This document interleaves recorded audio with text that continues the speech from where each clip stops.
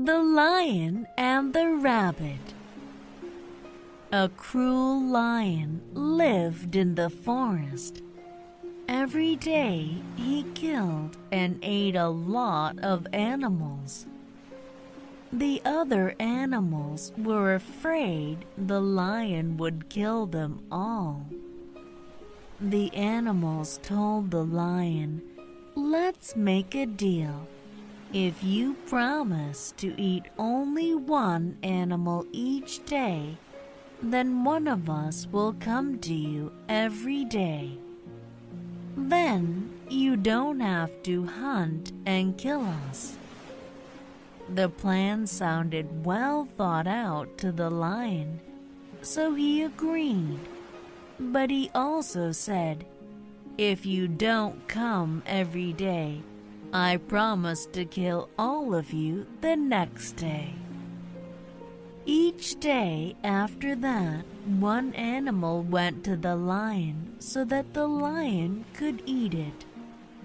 Then all the other animals were safe. Finally, it was the rabbit's turn to go to the lion. The rabbit went very slowly that day, so the lion was angry when the rabbit finally arrived. The lion angrily asked the rabbit, "Why are you late?" "I was hiding from another lion in the forest. That lion said he was the king, so I was afraid."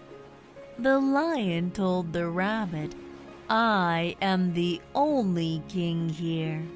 Take me to that other lion and I will kill him." The rabbit replied, "I will be happy to show you where he lives." The rabbit led the lion to an old well in the middle of the forest. The well was very deep with water at the bottom. The rabbit told the lion, "Look in there. The lion lives at the bottom." When the lion looked in the well, he could see his own face in the water. He thought that was the other lion. Without waiting another moment, the lion jumped into the well to attack the other lion. He never came out. All of the other animals in the forest were very pleased with the rabbit's clever trick. The laboratory.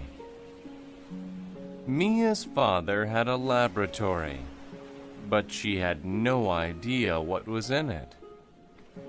Her dad always closed and locked the door when he went in. She knew that he used it to do projects for work. He never told Mia what these projects were. One night, Mia approached the door to the laboratory. She stopped and thought, "I wonder what crazy experiment he is doing now." Suddenly, she heard a loud noise. It sounded like an evil laugh. The noise scared her, so she walked quickly back to her room. The next night, her friend Liz came to her house. When Liz arrived, Mia told her about the night before. "Oh, it was terrible," she said. "Why don't we see what is in there?" Liz asked. "It will be a fun adventure." Mia felt nervous about going into her father's laboratory, but she agreed. As always, the door was locked. They waited until Mia's father left the laboratory to eat dinner. "He didn't lock the door," Liz said. "Let's go." The laboratory was dark, The girls walked down the stairs carefully. Mia smelled strange chemicals. What terrible thing was her father creating? Suddenly, they heard an evil laugh. It was even worse than the one Mia heard the night before. What if a monster was going to kill them? Mia had to do something. She shouted for help. Mia's father ran into the room and turned on the lights. "Oh no," he said. "You must have learned my secret." "Your monster tried to kill us," Mia said. "Monster?"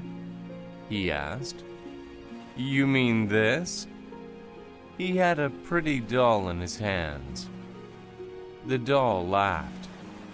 The laugh didn't sound so evil anymore. "I made this for your birthday. I wanted to give it to you then, but you can have it now. I hope you like it." The report. Lee sat among the books at the library and thought about his group project. They had to turn it in soon, but he hadn't even started his part. Jack and Claire were in his group. They had worked hard. They were also very smart, and Lee didn't want them to get a bad grade. Jack did the report. He wrote a lot of very good sentences and described things with great adjectives. Claire drew a nice map of the stars. Now Lee needed to do his part of the project.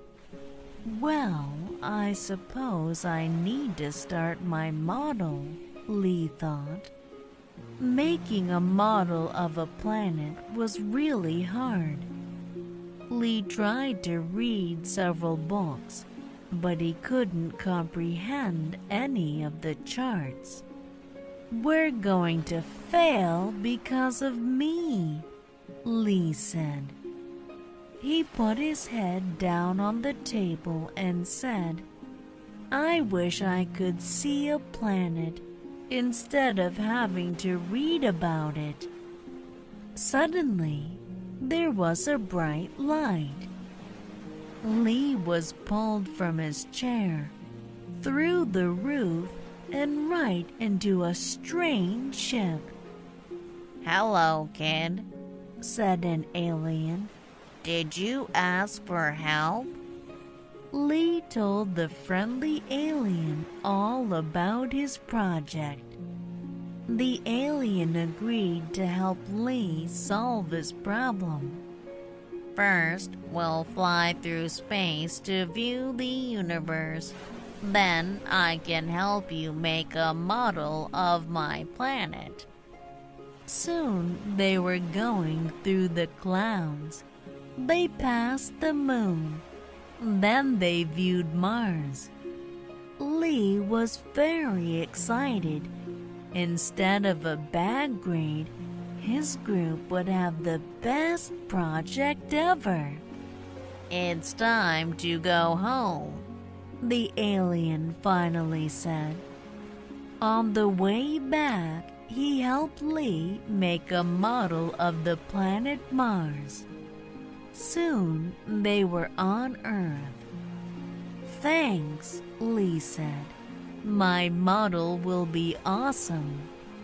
Then he took his model and said goodbye to his new friend. The Dog's Bell. John's dog was a bad dog.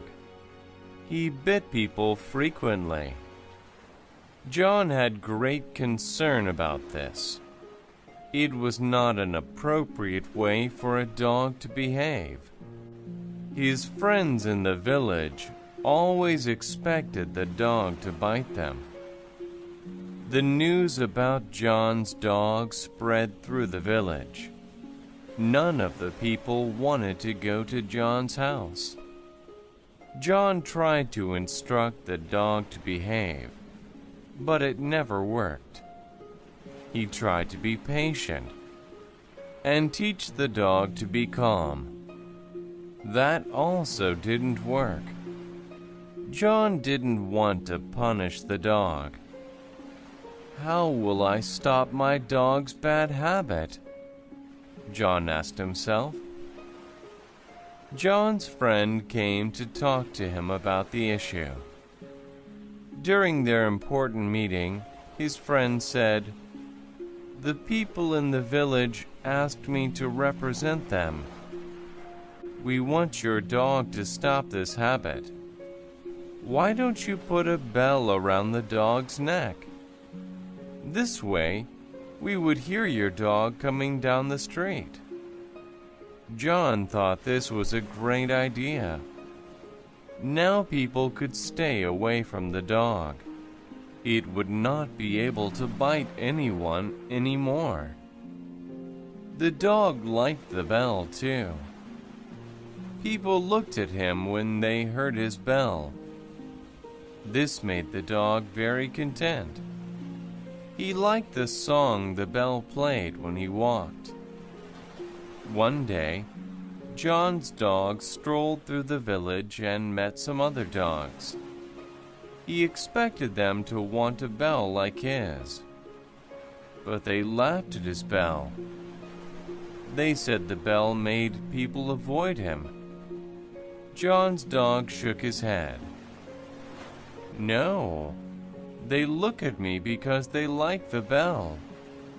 The other dog said, "You have the wrong idea of what makes you popular. Of course they like your bell. It tells them where you are so they can avoid you. You aren't able to bite them anymore. You see, being popular isn't something positive when it's for the wrong reason."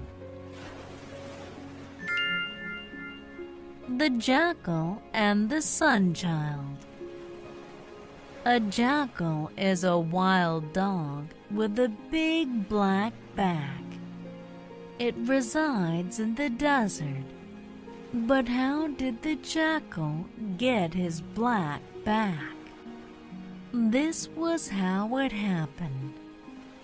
One day, the jackal saw a girl.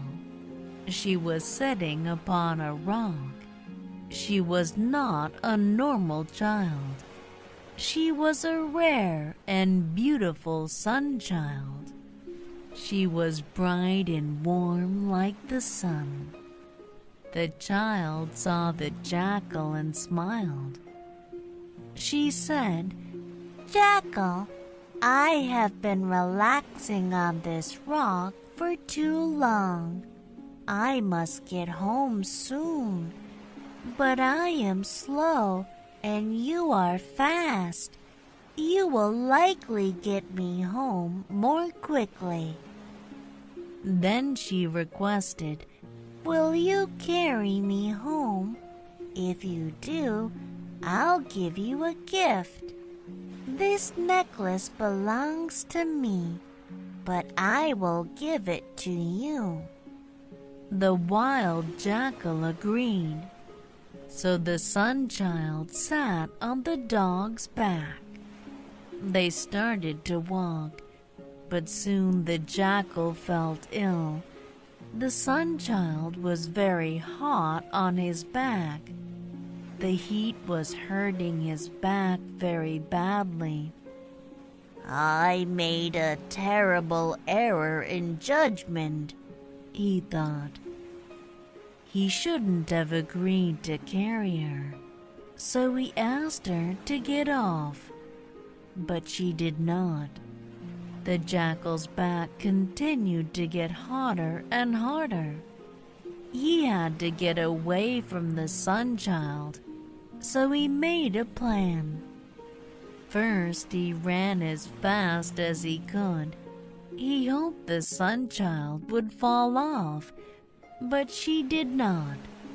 So when the sun-child was looking at the sky, not aware of the jackal's next plan, he jumped into a field of flowers. As a result, the child rolled off his back. The jackal ran away. But the sun-child left a mark on the jackal's back, a visible black mark. Ever since his experience with the sun-child, the jackal has had a black back.